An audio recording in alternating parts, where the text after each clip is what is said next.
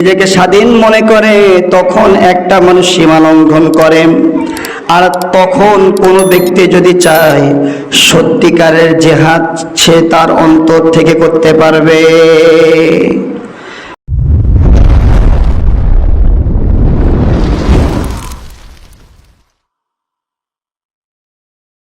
اللهم صل على محمد وعلى آل محمد كما صليت على إبراهيم وعلى آل إبراهيم إنك حميد مجيد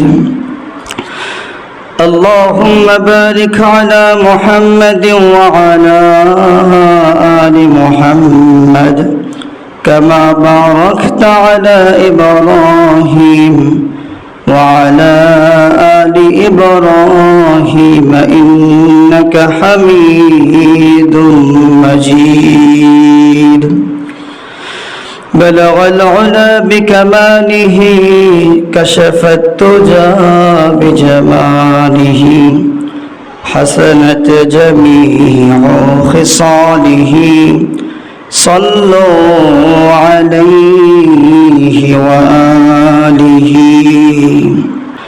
الحمد لله আল্লাহ পাকের লাখ কোটি শুকরিয়া যে আল্লাহ পাক রব্বুল আলামিন দয়া করে মেহেরবানি করে আমাদেরকে জুমার নামাজ পড়ার জন্য মসজিদে আসার তৌফিক দান করেছেন। এই জন্য আমরা অন্তঃস্থল থেকে বলি আলহামদুলিল্লাহ। আজকের আলোচনার বিষয় হচ্ছে প্রকৃত জিহাদ কাকে বলে।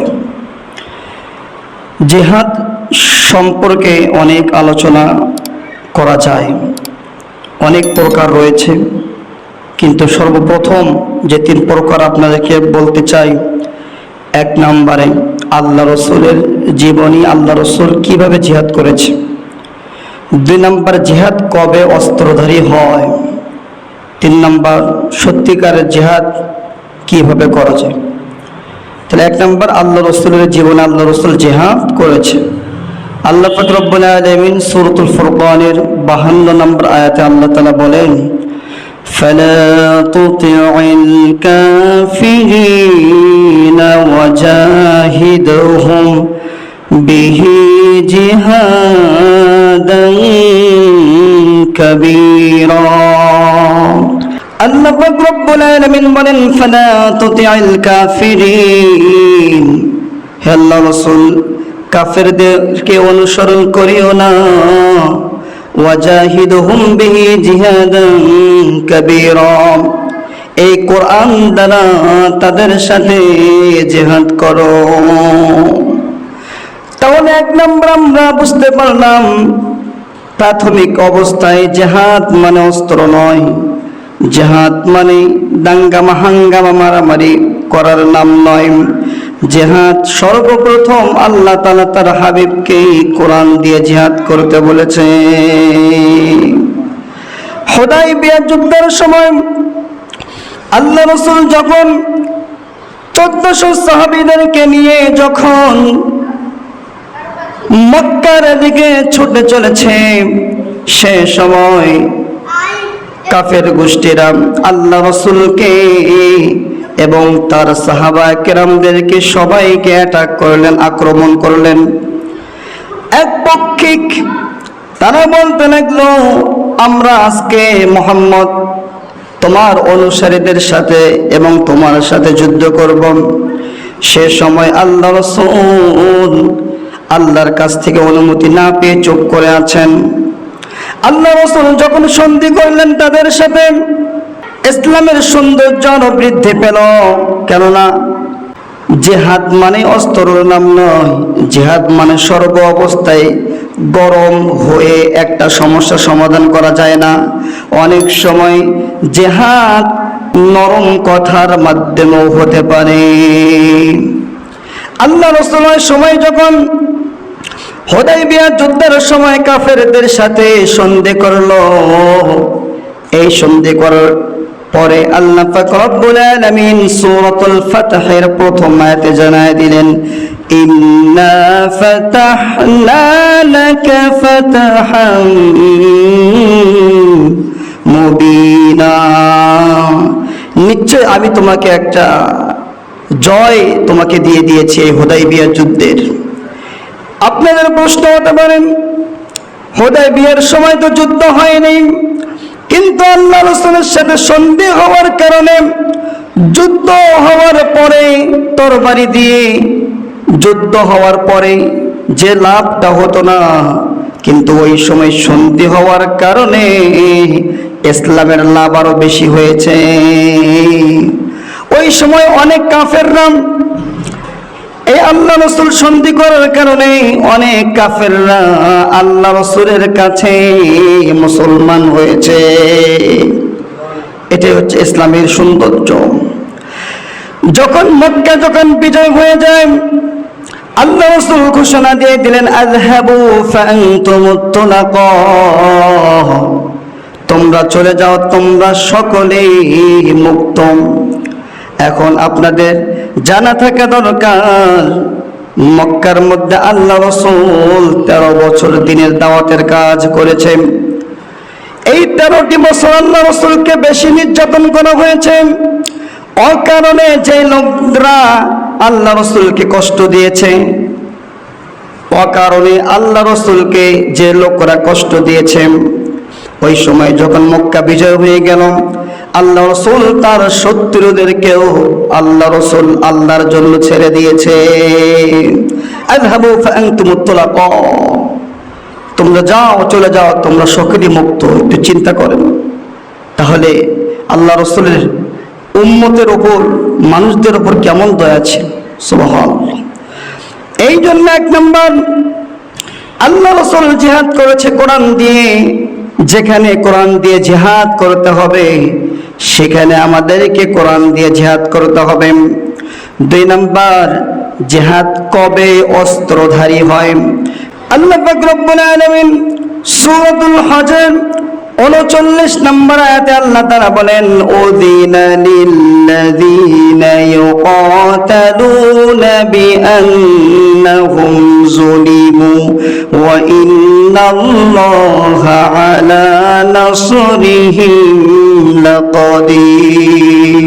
আল্লাহু আকবার।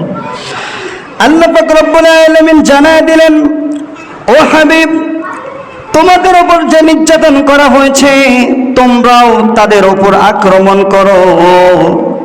তোমাদের জানা থাকা দরকার, যারা আল্লাহর পথে থাকবে আল্লাহ তাআলা তাদেরকে সাহায্য করার ক্ষমতা রাখে।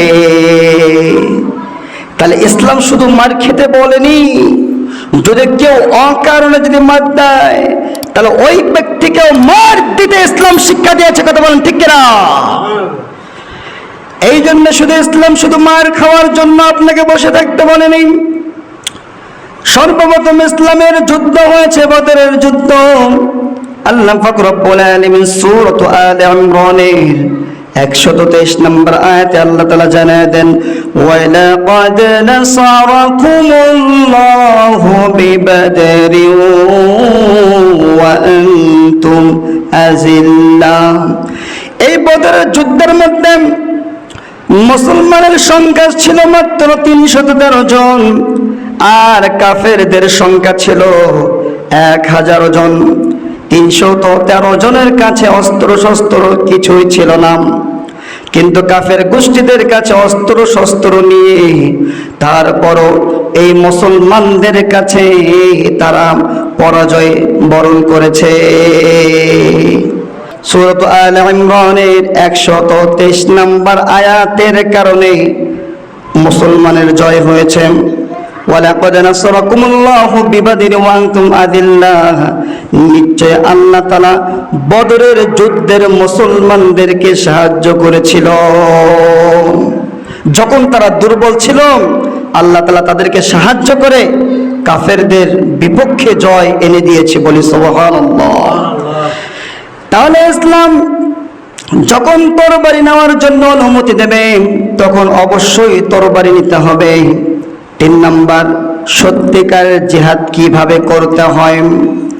সত্যিকারের জিহাদ আল্লাহ পাক রব্বুল আলামিন সূরাতুল আলাকের 6 নম্বর আয়াতে বলেন, কাল্লা ইন্নাল ইনসানা লায়াতাগা আর-রাআহু ইসতাগনা।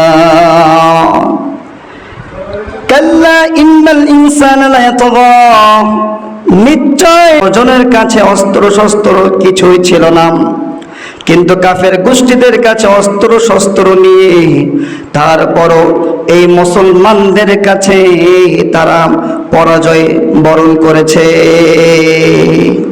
সূরা আলে ইমরানের 123 নম্বর আয়াতের কারণে মুসলমানের জয় হয়েছে। ওয়ালাকাদ নাসারাকুমুল্লাহু বিবাদরিন ওয়া আনতুম আযিল্লাহ, নিশ্চয় আল্লাহ তাআলা বদরের যুদ্ধের মুসলমানদেরকে সাহায্য করেছিল। যখন তারা দুর্বল ছিল আল্লাহ তাআলা তাদেরকে সাহায্য করে কাফেরদের বিপক্ষে জয় এনে দিয়েছে, বলি সুবহানাল্লাহ। তাহলে ইসলাম যখন তরবারি নেওয়ার জন্য অনুমতি দেবে তখন অবশ্যই তরবারি নিতে হবে। 3 নম্বর, সত্যিকারের জিহাদ কিভাবে করতে হয়। সত্যিকারের জিহাদ আল্লাহ পাক রব্বুল আলামিন সূরাতুল আলাকের 6 নম্বর আয়াতে বলেন, কাল্লা ইন্নাল ইনসানা লায়াতাগা আর-রাআহু ইসতাগনা। কাল্লা ইন্নাল ইনসানা লায়াতাগা, নিশ্চয় মানুষ সীমালঙ্ঘন করে, আর-রাআহু ইসতাগনা, নিজেকে স্বাধীন মনে করে, তখন একটা মানুষ সীমালঙ্ঘন করে। আর তখন কোনো ব্যক্তি যদি চায় সত্যিকারের জিহাদ সে তার অন্তর থেকে করতে পারবে। যেমন আবু জেহেল, উকবা, সাইবা এরা ধ্বংসের পেছনের কারণ ছিল কি? ইন্নাল ইনসানা লায়াতাগা, তারা সীমালঙ্ঘন করেছে। আর-রাআহু ইসতাগনা, কি কারণে সীমালঙ্ঘন করেছে? নিজের ব্যক্তিগত স্বাধীনতা অনুযায়ী চলার কারণে। কথা বলেন ঠিক কিনা? এই জন্য এখানে ইন্নাল ইনসান শুধু একজন মানুষকে বলেনি, পুরো পৃথিবীর মানুষ সীমালঙ্ঘন করবেন। আর-রাআহু ইসতাগনা, যখন সে নিজেকে স্বাধীন মনে করবে। স্বাধীন মানে হলো যা কিছু আছে আমার, আমি যা মনে চাই তাই করতে পারবো। ইসলামের মধ্যে কোনো মানুষ যদি এই চিন্তা ভাবনা করে আমার স্বাধীনতা অনুযায়ী আমি চলবো, ওই ব্যক্তি দুনিয়াতেও গোমরা হবে এবং পরকালেও জাহান্নামে অবশ্যই যেতে হবে। যখন আপনি নিজেকে মুসলমান দাবি করবেন তখন আপনার স্বাধীনতা বলতে আর কিছু থাকবে না। আপনার হাতটা আপনি কোরআনের ছায়াতলে, কোরআনের কাছে, হাদিসের কাছে নিজেকে আত্মসমর্পণ করেছেন, তখন আপনার স্বাধীনতা বলতে আর কিছু থাকবে না। তখন আল্লাহ এবং আল্লাহ রসুলের স্বাধীনতা অনুযায়ী আপনাকে চলতে হবে। কথা বলেন ঠিক কিনা? এই জন্য সত্যিকারের জিহাদ যদি কেউ করতে চায় তাহলে এই আয়াতকে খেয়াল করে সর্ব অবস্থায় আমাদের ব্যক্তিগত স্বাধীনতা থেকে বের হয়ে বেশি বেশি ইবাদত বন্দী করতে হবে। কথা বলেন ঠিক কিনা? আল্লাহ রাসূল বলেন, ক্বালা রাসূলুল্লাহি সাল্লাল্লাহু আলাইহি ওয়াসাল্লাম, জাহিদু আনফুসাকুম ফিল-লাইলি ওয়ান-নাহার।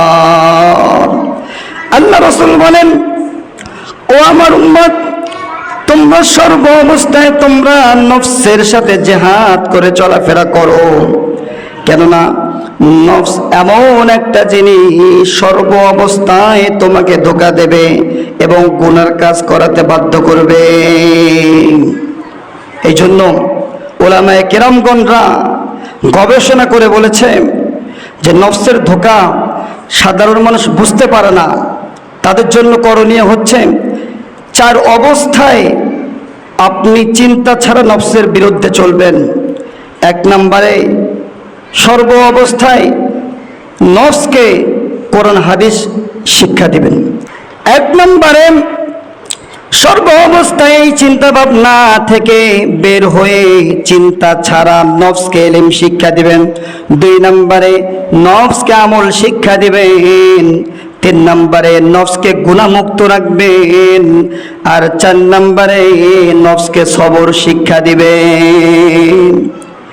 এই 4 অবস্থার মধ্যে আপনি কখনো চিন্তা ভাবনা করবেন না।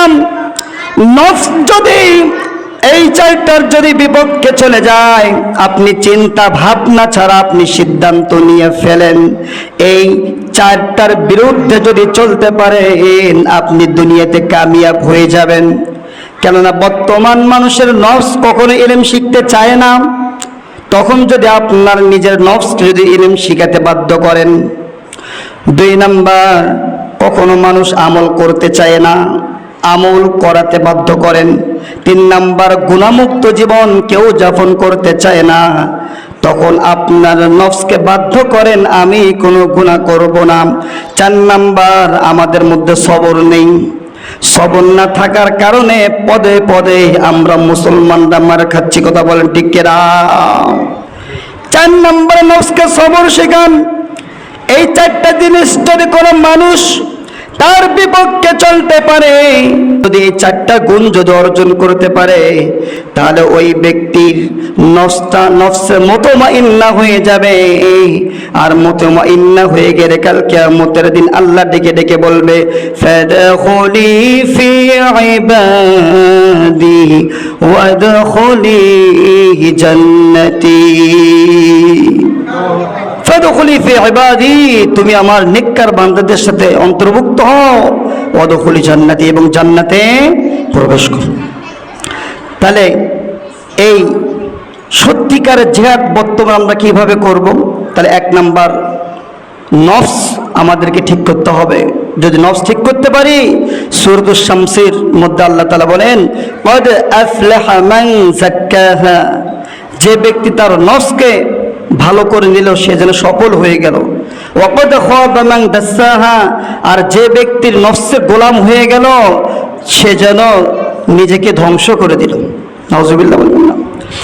সূরাতুল আনকাবুতের 69 নম্বর আল্লাহ তাআলা আয়াতে বলেন, ওয়াল্লাযীনা জাহাদু ফীনা লানাহদিয়ান্নাহুম সুবুলানা ওয়া ইন্নাল্লাহা লামাআল মুহসিনিন। যে ব্যক্তি নফসের বিরুদ্ধে চলবে, বেশি বেশি নেক আমল করবে, ইন্নাল্লাহা মাআল মুহসিনিন, ওই সৎকর্মশীল ব্যক্তিদের সাথে সর্ব অবস্থা আল্লাহ তাআলা আছে। আপনি ইচ্ছা করলে গুনাহ থেকে বের হতে পারবেন। হযরত ইউসুফ আলাইহিস সালামকে জিজ্ঞাসা করা হয়েছিল, যখন জুলাইখার ষড়যন্ত্র থেকে বের হয়েছিলাম, তখন জিজ্ঞাসা করা হয়েছিল যে আপনি জুলাইখার ষড়যন্ত্র থেকে বাঁচলেন কিভাবে? ইউসুফ আলাইহিস সালাম উত্তর দিয়েছিল, জুলাইখা যে ষড়যন্ত্রের জাল বিছিয়েছে, এই ষড়যন্ত্র জাল থেকে বের হওয়ার ক্ষমতা আমার নেই। এই কঠিন ষড়যন্ত্র থেকে আমার আল্লাহ তাআলা আমাকে বাঁচিয়েছে। তাহলে ইউসুফ আলাইহিস সালাম একজন নবী হয়েও যদি তার কথা যদি আল্লাহ তাআলা চলে আসে যে গুনাহ থেকে একমাত্র আল্লাহই বাঁচাতে পারে, আর আমরা কি ইচ্ছা করলে গুনাহ থেকে বাঁচতে পারবো? এই জন্য ইহদিনাস সিরাতাল মুস্তাকিম নামাজের মধ্যে যে পড়ি, এই আয়াতটা পড়ার সঙ্গে সঙ্গে আমাদের মন মানসিকতা চলে যেতে হবে আল্লাহর দিকে। আল্লাহ সর্ব অবস্থায় আমাকে গুনাহমুক্ত জীবন দান করুন। এই জন্য 1 নাম্বার, এই নফসের গোলাম হওয়া যাবে না। 2 নাম্বার, ধৈর্যের সাথে জিহাদ করতে হবে। আমাদের তো ধৈর্য নেই। সূরা আলে ইমরানের 200 নম্বর আয়াতে আল্লাহ তাআলা বলেন, ইয়া আইয়ুহাল্লাযীনা আমানুসবিরু ওয়া সাবিরু। আল্লাহ পাক রব্বুল আলামিন বলেন, হে ইমানদারগণ, তোমরা ধৈর্য ধরো এবং ধৈর্যের শিক্ষা মানুষদেরকে দাও। ইন্নাল্লাহা মা'আস সাবিরিন, নিশ্চয় আল্লাহ তাআলা ধৈর্যশীলদের সাথে আছেন।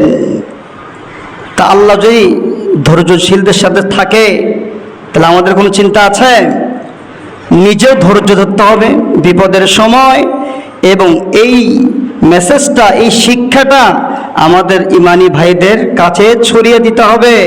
কেননা বাল্লিগু আন্নি ওয়ালাউ আয়া, আল্লাহ রাসূল বলেন আমার পক্ষ থেকে একটি বাণী হলেও তুমি অপরের কাছে পৌঁছায় দাও। এই জন্য দিনের কাজে কেউ যদি কৃপণতা করে, কাল কিয়ামতের দিন আল্লাহর জাহান্নাম যেতে তাকে কেউ রক্ষা করতে পারবে না। এই জন্য আপনি যতটুকু জেনেছেন শুধু আমল করলে হবে না, আপনি যতটুকু জানেন ততটুকু পৌঁছায় দেন। কঠিন মুসিবতের সময় অনেকের এই ধৈর্য সম্পর্কে জানা না থাকার কারণে, ধৈর্য যে একটা ইসলামের শিক্ষা, ধৈর্য যে কত বড় একটা মহৎ গুণ, এইটা না জানার কারণে অনেক ইমানদার ভাইয়েরা ইমান হারিয়ে ফেলে। কথা বলেন ঠিক কিনা? তাই প্রান্তরে আল্লাহ রাসূল আমাদেরকে ধৈর্য শিখিয়েছেন। আল্লাহ রাসূলের শরীরে একটা মহৎ গুণ, এইটা না জানার কারণে অনেক ইমানদার ভাইয়েরা ইমান হারিয়ে ফেলে। কথা বলেন ঠিক কিনা? তাই প্রান্তরে আল্লাহ রাসূল আমাদেরকে ধৈর্য শিখিয়েছেন। আল্লাহ রাসূলের শরীরে যখন পাথর মেরে রক্তাক্ত করে দেওয়া হয়েছিল, রক্তাক্ত করে তারা ক্লান্ত হননি। আল্লাহ রাসূল যখন নামাজে দাঁড়িয়েছে রক্তাক্ত অবস্থায়, কাফের গোষ্ঠীরা মরা উটের নার ভুঁড়ি পচা সেগুলো আল্লাহ রাসূলের কাঁধের মধ্যে ঝুলিয়ে দিলেন। কিন্তু আল্লাহ রাসূল তাদের বিরুদ্ধে বদয়া করলেন না। জিবরাইল আলাইহিস সালাম এসে আল্লাহ রাসূলকে জানিয়ে দিল, আল্লাহ রাসূল আপনি শুধু একবার অনুমতি প্রদান করবেন, এই দুই পাশের পাহাড়ের মাঝখানে যারা আপনাকে কষ্ট দিচ্ছে এই তায়েফবাসী সবাইকে পিষে মেরে ফেলবো। তখন আল্লাহ রাসূল বললেন, আল্লাহুম্মা হদি কওমি ফাইন্নাহুম লা ইয়ালামুন, হে আল্লাহ আমার জাতি সম্প্রদায় সবাইকে হেদায়েত দান করো। ফাইন্নাহুম লা ইয়ালামুন, অতঃপর নিশ্চয় তারা না জেনে আমার সাথে এই কাজগুলো করেছে। চিন্তা করতে পারেন, একটা মানুষকে পাথর মেরে রক্তাক্ত করে দিয়েছে, বেহুশ করে দিয়েছে, সেখানেও তারা ক্লান্ত হননি, একটু নামাজে দাঁড়িয়েছে। এই নামাজের মধ্যেও তারা কতটা নির্যাতন করেছে। সেই সময়ও আল্লাহ রাসূল ধৈর্যের পরিচয় দিয়েছে, ধৈর্যের সাথে জিহাদ করেছে। জিহাদ করে ওই সময় তার জাতির জন্য আল্লাহ রাসূল দোয়া করেছে। বলি সুবহানাল্লাহ। আমাদের সময় হতে পারে, কেমনে হবে? আমাদের ভাইয়েরা অথবা আমাদের বোনেরা অথবা আমাদের চাচারা অকারণে আমাদের কাছ থেকে সম্পদ কেড়ে নিতে চাইবে, আমাদেরকে কষ্ট দেবে। ওই সময় ধৈর্য হারা হলে হবে না যে আমার উপর এত কেন বিপদ আসে, আমি আর নামাজে পড়বো না। এরকম কিছু লোক আছে কি নাই? যখন কঠিন মুসিবতের সময় মাঝে মধ্যে নামাজ পড়তে যায়, যখন আবার মুসিবত দূর হয়ে যায় তখন আর মসজিদে খুঁজে পাওয়া যায় না। কিন্তু বারবার মুসিবতে পড়ার কারণে এমন এক পর্যায়ে সে ইসলাম থেকে খারিজ হয়ে যায়। এরকম আছে কি নাই? আমাদের চোখের দেখা একসময় নামাজ পড়তো, কিন্তু এখন একটু কষ্টের মধ্যে আছে, এই জন্য আর নামাজ পড়ে না। এটা কিরকম নামাজি? তাহলে তার কি ধৈর্য আছে? ধৈর্য নেই। ধৈর্য যদি থাকতো, এই একিনটা তার মধ্যে থাকতো, আমি নামাজ ছেড়ে দেব না, নামাজ পড়তেই থাকবো, আল্লাহর কাছে চাইতেই থাকবো, ইনশাআল্লাহ আল্লাহ তাআলা আমার দোয়া কবুল করবে এবং আমার সমস্যাগুলো দূর করে দেবে। কথা বলেন ঠিক কিনা? এই একিনটা তার মধ্যে থাকতো যদি সে ইমানদার হতো। এই জন্য ধৈর্যের সাথে জিহাদ করতে হবে। নামাজে আমরা যখন দাঁড়াই ব্যস্ততা দেখাবো না। 2 রাকাত নামাজ 4 মিনিটে পড়া যায়, 3 মিনিটেও পড়া যায়। আমরা যদি একটু ধৈর্য ধরে যদি নামাজটা যদি 5-6 মিনিটে বা 10 মিনিটে পড়ি, তাহলে নামাজটা সুন্দর হবে কি হবে না? এই জন্য ধৈর্য প্রত্যেকটা কাজের সফলতার পেছনে সর্বপ্রথম ভূমিকা পালন করে। কথা বলেন ঠিক কিনা? আবসারুন নাস মান নাযারা ইলা উয়ুবি, যে এই ধৈর্যটা হচ্ছে কি একটা মিষ্টি ফলের মতো। আপনি শুরুতে আপনার তিতা লাগবে, কিন্তু পরবর্তী এই ধৈর্য ধরার কারণে শেষে আপনি এর ফলটা মিষ্টি হিসেবে পেয়ে যাবেন, মানে আপনি সফল হয়ে যাবেন, বলি সুবহানাল্লাহ। এই জন্য আমরা ধৈর্যের সাথে জিহাদ করব। তারপরে 3 নম্বর ভাষার মাধ্যমে জিহাদ করা যায়। আল্লাহ তাআলা সূরাতুল আহজাবের ৭০ নম্বর আয়াতে আল্লাহ তাআলা বলেন, ইয়া আইয়ুহাল্লাযীনা আমানু তাকুল্লাহা ওয়া কুলু কাওলান সাদীদা। আল্লাহু আকবার। আল্লাহ তাআলা বলেন, হে ঈমানদারগণ, আমানুত্তাকুল্লাহ, তোমরা আল্লাহকে ভয় করো, কাওলান সাদীদা, এবং একে অপরের সঙ্গে যখন কথা বলবে ভালোভাবে বলো। কাওলান সাদীদা, উত্তম কথা বলো, ভালো কথা বলো। তাহলে এই ভাষা, কথা, এটাও একটা জিহাদ। কেননা আপনার জবান, আপনি যা মনে চাই তাই বলতে পারবেন, কিন্তু যখন আপনি আপনার জবানকে নিয়ন্ত্রণে নিয়ে যাবেন, যখন আপনাকে কেউ গালি দেবে, তখন গালির জবাবে গালি হতে পারে না, যদি ইসলামের যদি অনুসরণ হয়। কথা বলেন ঠিক কিনা? ওই সময় আপনার জবানকে যদি আপনি নিয়ন্ত্রণ করতে পারেন যে গালির জবাব আমি গালি দেব না, গালির জবাব আমি ভালোভাবে তাকে বোঝানোর চেষ্টা করব, তাহলে এটাও একটা মুখের জিহাদ হয়ে যাবে, বলি সুবহানাল্লাহ। আল্লাহ তাআলা সূরাতুল ফুসসিলাতের 33 নম্বর আয়াতে আল্লাহ তাআলা বলেন, ওয়ামান আহসানু কাওলান মিম্মান দাআ ইলাল্লাহি ওয়া আমিলা সালিহান ওয়া ক্বালা ইন্নানি মিনাল মুসলিমিন। তার কথা থেকে আর কার কথা ভালো হতে পারে? যে ব্যক্তি আল্লাহর পথে মানুষকে ডাকে, বলি সুবহানাল্লাহ। তাহলে এখন আপনারা বুঝতে চেষ্টা করুন, মুখের ভাষার মাধ্যমে একটা মানুষকে ডাকা যায় যে ভাই নামাজ পড়তে আসেন, ভালো কাজ করেন, সবর করেন, সব তোমার দুঃখ কষ্টগুলো আল্লাহ তাআলা দূর করে দেবে। কিন্তু আমরা কখন গেলে চিন্তা করি যে আল্লাহ একটা জবান দিয়েছে, যত মনে চায় মিথ্যা কথা বলি, মিথ্যা কথা বলি, যে মিথ্যা কথা বলার পরে একটু অনুশোচনাও হয় না যে জবানটা আল্লাহ তাআলা আমাকে দিয়েছে কোরআন পড়ার জন্য, এই জবানটা দিয়েছে হাদিস পড়ার জন্য, এই জবানটা দিয়েছে আমাকে ভালো কথা বলার জন্য, কিন্তু এই জবানটার বিপক্ষে, অর্থাৎ ভালো কাজের বিপক্ষে আমি কেন খারাপ কাজ করি, এই চিন্তা ভাবনাটা মানুষের মধ্যে আসে না। এই চিন্তা ভাবনা আমাদেরকে করতে হবে। আর আল্লাহ রাসূল বলেন, মাল্লাম ইয়াহতাসিব কাওলুহু ফাকাদ আযনাব, যে ব্যক্তি তার কথার হিসাব রাখে না, সে ব্যক্তি অবশ্যই পাপী হবে। আল্লাহ রাসূল বলেন, মাল্লাম ইয়াহতাসিব কাওলুহু ফাকাদ আযনাব, যে ব্যক্তি তার কথার হিসাব রাখে না, সে পাপী হয়ে যাবে। আপনি কি বলছেন? আপনি যদি হিসাব যদি না রাখেন, আপনি যা বলছেন কিছুক্ষণ পরে ভুলে যাবেন, বিষয়টা এরকম না। আপনার চিন্তা ভাবনা করা দরকার, আমি যা বলছি আমি কি কথাগুলো মেপে মেপে বলেছি? যদি মেপে মেপে যদি না বলি, তাহলে আমি পাপী হওয়ার সম্ভাবনা আছে কি নাই? এই জন্য যা বলেছি এগুলো মনে রাখা দরকার, এবং যা বলবো আগে থেকে ঠিক করে মানুষের সামনে বলতে হবে। কথা বলেন ঠিক কিনা? সূরাতুল বাকারার 83 নম্বর আয়াতে বলেন, ওয়াকুলু লিন্নাসি হুসনা, ওয়াকুলু, তোমরা বলো, লিন্নাসি হুসনা, মানুষের সাথে ভালো ভালো কথাগুলো তোমরা বলো। আমরা একে অপরের সাথে দেখা হলে আমরা ব্যবসা বাণিজ্যের খবর নেই সর্বপ্রথম, দ্বিতীয়ত আমরা খবর নেই দুনিয়ার স্বার্থ, তুমি কেমন আছো না আছো, কিন্তু পরকালের খবর আমাদের সর্বপ্রথম নেওয়া দরকার ছিল। ভাই, পরকালের খবর আপনার কেমন? আপনি কি নামাজ কালাম কি আগের মতো আছেন না ছেড়ে দিয়েছেন? এই পরকালের খবরটা আগে নিয়ে তারপরে দুনিয়ার খবর নেওয়া দরকার ছিল। কথা বলেন ঠিক কিনা? এটা আমার কথা নয়, পরকালের খবর আল্লাহ তাআলা সর্বপ্রথম নিতে বলেছে। ওয়াআসারুল হায়াতাদ দুনিয়া, তোমরা পরকালের থেকে দুনিয়াকে প্রাধান্য দিয়ে না।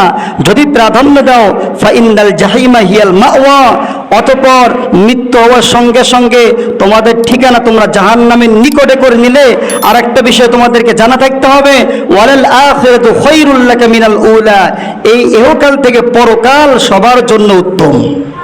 সুবহানাল্লাহ বলবেন না? এই জন্য একে অপরের সাথে দেখা হলে ভাষার মাধ্যমে আমরা ইবাদত বন্দেগী করতে পারি। সেই ইবাদত বন্দেগী আল্লাহ তাআলা আমাদেরকে করার তৌফিক দান করুন।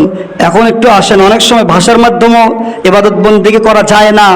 আল্লাহ রাসূল বলেন, মান রাআ মিনকুম মুনকারান ফালইউগাইয়ির ফাইন লাম ইস্তাতি' ফাবিলিসানিহি ফাইন লাম ইস্তাতি' ফাবিকলবি ওয়া যালিকা আযআফুল ঈমান। আল্লাহ রাসূল বলেন, من رأى منكم منكرا فليغير بيده فإن لم يستطع فبلسانه فإن لم يستطع فبقلبه وذلك أضعف الإيمان। আল্লাহ রাসূল বলেন, তিন অবস্থায় তোমরা জিহাদ করবেন।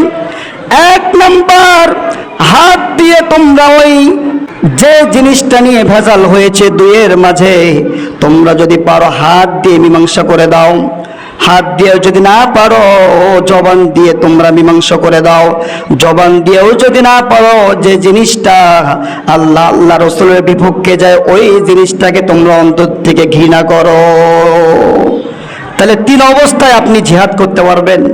একটা হাতের ভাষা, আর একটা হচ্ছে কি মুখের ভাষা, আর একটা অন্তরের ভাষা। হাতের একটা ভাষা আছে না? হাতের ভাষা কি শুধু মারধর করা? মারধর করা নয়, প্রত্যেকটা অঙ্গ প্রত্যঙ্গের জেহাদ আছে। যেমন হাতের জেহাদ, আপনি ভালো কাজ এই হাত দিয়ে করেন, কোরআন পড়েন, মানুষদেরকে দান করেন, খারাপ কাজ থেকে হাতকে গুটিয়ে রাখেন, এটাও একটা জেহাদ। আপনি নফসের আম্মারের বিরুদ্ধে চলে নফসে মুতমাইন্নার হুকুম পালন করলেন, খারাপ জিনিস থেকে নিজেকে নিয়ন্ত্রণ করলেন, এবং মুতমাইন্নার নফসের অধিকারী যদি আপনি হতে পারেন, জান্নাতুল ফিরদাউস বলি সুবহানাল্লাহ। এই জন্য আমরা বিষয়টা মাথায় রাখবেন, ভাষার মাধ্যমে জিহাদ করতে হবে। এই জিহাদটা অনেক প্রকারভাবে হয়, একটু খেয়াল করে দেখেন ভাষার মাধ্যমে জিহাদ কিভাবে হয়। আল্লাহ রাসূল বলেন, আফদালুল জিহাদ কালিমাতু হক ইনদা সুলতানি জাইর। আল্লাহ রাসূল বলেন, উত্তম জিহাদ হচ্ছে সেটা যে ব্যক্তি অন্যায় শাসকের সামনে দাঁড়িয়ে সত্য কথাগুলো বলে, সেই ব্যক্তি যেন উত্তম জিহাদ করলো। আল্লাহ রাসূল শুধু বলেননি যে তরবারি নিয়ে তোমরা যুদ্ধের ময়দানে গিয়ে নিজের জীবনকে দাও, কারণ অন্যায় শাসকের সামনে দাঁড়িয়ে সত্য কথা বলা এটাও একটা জিহাদ বলি সুবহানাল্লাহ। 6 নম্বর পড়েন, প্রথম লাইনে আল্লাহ তাআলা বলেন, লা ইউহিব্বুল্লাহুল জাহরা বিস-সুই মিনাল কওলি ইল্লা মান যুলিম। লা ইউহিব্বুল্লাহুল জাহরা বিস-সুই, আল্লাহ তাআলা কারো খারাপ বিষয় প্রকাশ করতে চায় না। ইল্লা মান যুলিম, যতটুকু তোমার উপর নির্যাতন করা হয়েছে তুমিও ততটুকু করো বলি সুবহানাল্লাহ। লা ইউহিব্বুল্লাহুল জাহরা বিস-সুই মিনাল কওলি ইল্লা মান যুলিম, যখন তোমার উপর জুলুম করা হয় তখন তুমিও তার উপর জুলুম করো বলি সুবহানাল্লাহ। এটা ইসলামের শিক্ষা। শুধু জুলুম সহ্য করবা, কিছু করবা না, এটা ইসলাম শিক্ষা দেয় না। এই জন্য আমাদেরকে বিষয়গুলো মাথায় রাখতে হবে।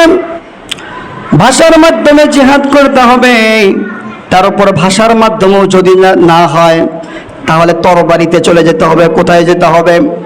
তরবারি। সূরাতুল বাকারার 216 নম্বর আয়াতে আল্লাহ তাআলা বলেন, কুতিবা আলাইকুমুল কিতালু ওয়া হুয়া কুরহুল লাকুম, তরবারির যুদ্ধ আমি তোমাদের জন্য ফরজ করে দিয়েছি। সুবহানাল্লাহ বলবেন না? তরবারির যুদ্ধ 4 কারণে ফরজ। কয় কারণে? 1 নম্বরে যখন মুসলমানদেরকে অন্যায়ভাবে মারবে, 2 নম্বরে মুসলমান বোনদের যখন তারা ইজ্জত লুণ্ঠন করবে, তাহলে 2 নাম্বার জানতে পারলাম মুসলিম বোনদের ইজ্জত যদি লুণ্ঠন করে তাহলে আপনি তরবারির যুদ্ধ করতে পারবেন। আর 3 নাম্বার, যখন মাজলুমের ওপর নির্যাতন করে তখন আপনি তরবারি দিয়ে যুদ্ধ করতে পারবেন। আর 4 নাম্বার, ইসলামকে যখন নিচ্ছিন্ন করতে চায় কাফের গোষ্ঠীরা, ইহুদিরা, তখন মুসলমানের উচিত তরবারি নিয়ে তাদের বিপক্ষে জিহাদ করা। তাহলে 4 কারণে তরবারির যুদ্ধ করা যায়। এই 4 কারণের মধ্যে বর্তমান মুসলমানদেরকে নিচ্ছিন্ন করছে কি করছে না? করছে। এই জন্য বর্তমান ওলামায়ে কেরামগণরা বলে তরবারির যুদ্ধ ফরজ হয়েছে। তরবারির যুদ্ধ ফরজ হয়েছে। যদি কোনো সময় খবর আসে যে যুদ্ধের ময়দানে যেতে হবে, তখন আমাদের সকলকে প্রস্তুত থাকতে হবে ইনশাআল্লাহ। তাহলে কুতিবা আলাইকুমুল কিতালু হুয়া কুরহুল লাকুম। দেখেন, এই তরবারির জিহাদটা আল্লাহ তাআলা ফরজ করে দিয়েছে।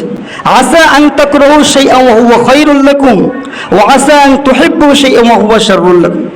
আল্লাহ তাআলা বলছে আসা আন তাকরাহু শাইআন ওয়া হুয়া খায়রুল লাকুম, আসা আন তাকরাহু শাইআন ওয়া হুয়া খায়রুল লাকুম। কিছু জিনিস আছে তুমি অপছন্দ করো, কিন্তু ওর মধ্যেও কল্যাণ থাকতে পারে। ওয়া আসা আন তুহিব্বু শাইআন ওয়া হুয়া শাররুল লাকুম, কিছু জিনিস তুমি ভালোবাসো, তার মধ্যে অকল্যাণ থাকতে পারে। এই বিষয়ে আল্লাহু ইয়ালামু ওয়া আনতুম লা তা'লামুন। এই বিষয়ে আমরা কেউ জানি না, কে জানে?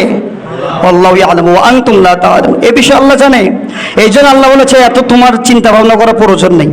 তরবারির যুদ্ধ ফরজ বলেছি, যদি 4টে কারণ পাওয়া যায় যুদ্ধের ময়দানে নেমে যাও, বলি সুবহানাল্লাহ।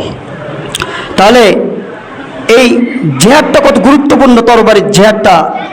এক সাহাবী এসে আল্লাহ রাসূলকে বলছে, আল্লাহ রাসূল সর্বপ্রথম নেক আমল কোনটি? তখন আল্লাহ রাসূল বললেন ঈমান বিল্লাহ, 1 নাম্বার হচ্ছে আল্লাহ তাআলার উপর ঈমান আনা। তখন ওই সাহাবায়ে কেরাম আবার আল্লাহ রাসূলকে বলছে, আল্লাহ রাসূল এরপরে নেক আমল কোনটি সবচেয়ে? আল্লাহ রাসূল বললেন সুম্মাল জিহাদ ফি সাবিলিল্লাহ, প্রথমে ঈমান আনো, তারপরে জিহাদের ময়দানে চলে যাও, বলি সুবহানাল্লাহ। তাহলে আমরা আজকের আলোচনা থেকে জানতে পারলাম জিহাদ মানে শুধু তরবারির জিহাদ নয়। জিহাদ ধৈর্যের সাথে করা যায়, জিহাদ নফসের সাথে করা যায়, জিহাদ ভাষার মাধ্যমে করা যায়, জিহাদ যদি তরবারির মাধ্যমে যদি করার প্রয়োজন হয় তাহলে তরবারির মাধ্যমেও জিহাদ করা যায়। তাহলে আজকের আলোচনা থেকে ইনশাআল্লাহ আমাদেরকে আল্লাহ তাআলা জিহাদ অন্তর থেকে করার তৌফিক দান করুন। যে জিহাদ করলে যেন আমরা নামাজি হতে পারি। অত এলাকার মধ্যে তো গুনাহ বেড়ে যাচ্ছে আর বেড়ে যাচ্ছে। আমরা এত বড় বড় গুনাহগুলো করছি, যে গুনাহগুলো করার কারণে হযরত লূত আলাইহিস সালাম তার উম্মতদেরকে ধ্বংস করে দেওয়া হয়েছে। যেমন পরকিয়া, এটা কি ছোট না বড়? অত্র এলাকার মধ্যে পরকিয়া আছে কি নাই? বেশি। আল্লাহ তাআলা আমাদেরকে হেফাজত করুক। যারা পরকিয়া করে, যারা বিচারক বর্তমান দায়িত্বরত আছে, আপনারা এই বিষয়গুলো সাথ দিবেন না। কেননা পরকিয়া করবে 2 জন, এই 2 জন 4 জনের কারণে পুরো এলাকার উপর বিপদ আসতে পারে কি পারে না? আমরা কি স্থায়ী জায়গায় আছি না অস্থায়ী জায়গায়, টলমল জায়গা? যতদিন আল্লাহর রহমত আছে ততদিন থাকতে পারবো, এছাড়া বেশি থাকা সম্ভব? তা আল্লাহ তাআলা স্থায়ী জায়গা থেকে মানুষদেরকে দূর করে দিতে বেশিক্ষণ লাগে না, অস্থায়ী জায়গা থেকে কতক্ষণ লাগবে? তাহলে আমরা যদি নাফরমানি লিমিট ক্রস করে যদি এলাকায় থাকতে চাই, পারবো? তখন মানুষ দৌড়াতে হবে না, ডাইরেক্ট আল্লাহ আমাদেরকে এলাকা থেকে দৌড়াবে। আগে মোবাইল টোবাইল শুরু হয়েছে, তা সমস্যা ছিল না। আগে হাঁস মুরগি শুরু হয়েছে, কিন্তু এখন এমন অবস্থা, আগে হাঁস মুরগি চুরি হয়েছে কিন্তু এখনো চুরি হয়, কিন্তু সাথে সাথে আরেকটা প্রমোশন হয়েছে চোরের, হাঁস মুরগির বাচ্চা সহ চুরি করে নিয়ে যাচ্ছে। হাঁস মুরগির বাচ্চা সহ চুরি করে নিয়ে যাচ্ছে, সেই মালিক আমাদেরকে বলছে হুজুর মোবাইল নিয়েছে দুঃখ নাই, কিন্তু হাঁস মুরগিগুলো নিয়েছে দুঃখ নেই, কিন্তু বাচ্চাগুলোর জন্য আমার পেট পড়ে, আপনি একটু বলে দিয়েন কেউ যদি চুরি করে নিয়ে যায় তারা যেন আবার যেন হাঁস মুরগির বাচ্চাগুলো যেন ফেরত দিয়ে আসে। তাহলে একটু চিন্তা করেন আমরা কতটা নির্যাতনের শিকার হয়েছি। ঘরে ঠিকভাবে থাকতে পারি না, মসজিদে নামাজ পড়তে এসেও বাসার মধ্যে শান্তিতে থাকতে পারে না, কখন যেন চোর ঢুকে যায়। কেন তাদের মেইন মিশন হচ্ছে রাত 3টার পরে, অর্থাৎ ফজরের সময়। এই জন্য আল্লাহ তাআলা আমাদের অত্র এলাকাকে চোর থেকে হেফাজত করুক, পরকীয়া থেকে হেফাজত করুক, মদ গাঁজা থেকে হেফাজত করুক। এই মদ গাঁজা কত বড় খারাপ আপনারা চিন্তা করতে পারেন। যে ব্যক্তি মদ একবার পান করবে তার 40 দিন ইবাদত বন্দেগী আল্লাহ কবুল করবে না। আর একটা বিষয় আপনাদেরকে খেয়াল করা দরকার, বর্তমান গাজীপুরে 2-3 দিন আগে যে ঘটনাটা ঘটেছে, রইস উদ্দিন ইমাম সাহেবকে তাকে ইন্ডিকেট করে কিছু লোক টার্গেট করে তাকে মেরে থানার মধ্যে দিয়েছে, ওখানে সে মৃত্যুবরণ করেছে। যারা মেরেছে তাদের বিরুদ্ধে আমরা তীব্র নিন্দা জানাই স্পষ্ট ভাষায়, এবং বলতে চাই যে রইস উদ্দিনের মামলা যে নেওয়া হয়নি, আমরা আমাদের জায়গা থেকে আল্লাহর কাছে দোয়া করি অতি শীঘ্রই যেন থানার প্রশাসন যারা আছে মামলা নিয়ে রইস উদ্দিনের বিপক্ষে যারা সন্ত্রাসী কায়দায় তাদেরকে যে কুপিয়ে মেরেছে তাদেরকে ধরে দৃষ্টান্তমূলক শাস্তি দিতে হবে। কথা বলেন ঠিক কিনা? এইভাবে একজন ইমামকে তারা লাঞ্ছিত করেছে, তারা দুনিয়া থেকে কতল করে দিয়েছে, শুধু একজন নয়, আমার মনে হয়েছে প্রত্যেকটা বাংলাদেশের ইমামকে লাঞ্ছিত করেছে। কথা বলেন ঠিক কিনা? উপযুক্ত বিচার হওয়া দরকার তদন্তর মাধ্যমে। সমকামিতার নামে নাকি তাকে ধরেছে, তার একটা স্ত্রী আছে, তার মেয়ে আছে, এই বিষয়টা তদন্ত না করে এভাবে পিটিয়ে তাকে মেরে ফেলার অধিকার কারো নেই। কেননা আইন নিজ হাতে নিতে পারবেন, আইনের কাজ করবে, কিন্তু আইনের কাজেও এখন বাধা দিচ্ছে কিছু কানাফাটা নেতারা, কিছু ইসলাম বিদ্বেষী নেতারা, নাস্তিকরা আইনের কাজে বাধা দিচ্ছে। এই আইনের কাজে বাধা দেওয়ার কারণে এখন পর্যন্ত রইস উদ্দিনের মামলা নেওয়া হয়নি। কথা বলেন ঠিক কিনা? আমরা দোয়া করি, দোয়া ছাড়া কি করবেন? যদি প্রয়োজন হয়, বেশি দূরে নয়, বাংলাদেশের ঘটনা গাজীপুরে, নেক্সট টাইমে যদি রইসের বিপক্ষে যদি রাজপথে নামতে হয়, ইনশাআল্লাহ কারা নামতে রাজি আছেন? দুই হাত তুলে আল্লাহকে দেখায়। আল্লাহ তাআলা এই হাতগুলো কবুল করো। ওয়া আখিরু দাওয়ানা আলহামদুলিল্লাহি রাব্বিল আলামিন।